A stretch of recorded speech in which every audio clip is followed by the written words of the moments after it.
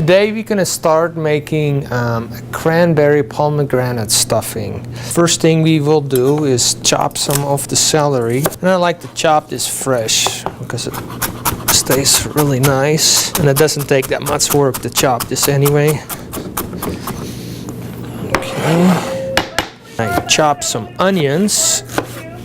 And everybody has their own techniques of doing stuff. This is how I do it. Then I'm gonna pan on the heat. I take some of the butter that I use for my stuffing, put that into the pan, and then put in first the celery. Celery is the hardest vegetable, so you have to cook that a little longer than your onions. Now I believe in seasoning every step, so what I do, because there's just enough seasoning into your packet of stuffing, that I want to just season this as well. Okay, this is pretty good. Now we're about at the halfway cooking point of the celery, and that is when we start adding our onions, so we have an even cooking time and end up not overcooking one of the other.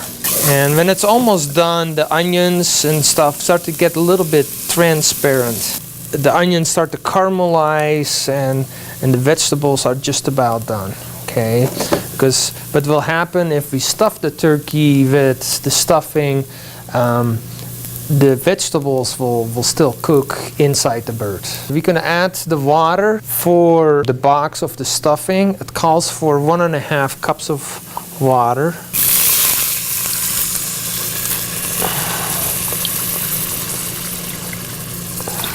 And by doing it this way, there's always a caramelization that gets on the side of the pans, you know, the caramels, the sugars inside of the vegetables, and then they get washed from the sides, and that is flavor that will go right into your stuffing. The cranberries, we do have the craisins.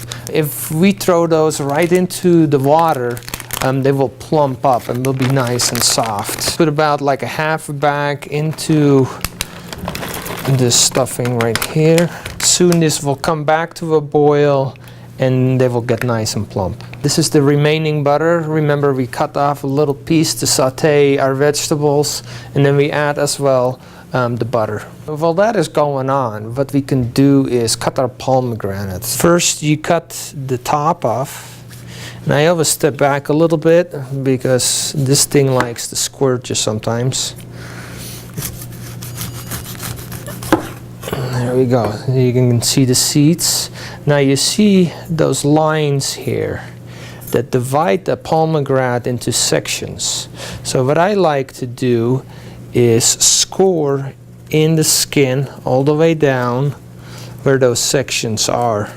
So when you pull them apart, you will have sections. And that will be a lot less messy than just trying to cut this thing open. And there you go. You know. And what we can do then is we have a bowl. We put water in there. And then you can put your kernels in there. What will happen is the kernels will sink to the bottom, but if there's any skin in there, see, that will float to the top.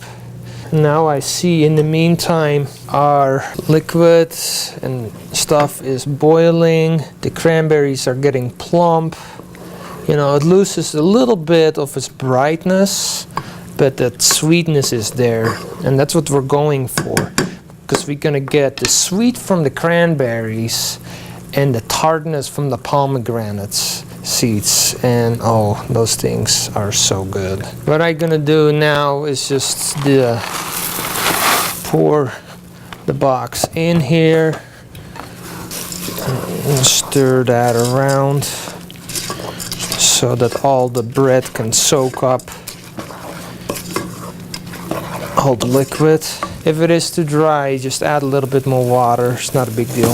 So now we had stuffing already. It's, you know, the bread soaked up all the liquid. And now we have the pomegranate seeds, and just pour them in there. And then I'll take our spoon and just toss them through. And then you have your cranberry and pomegranate dressing.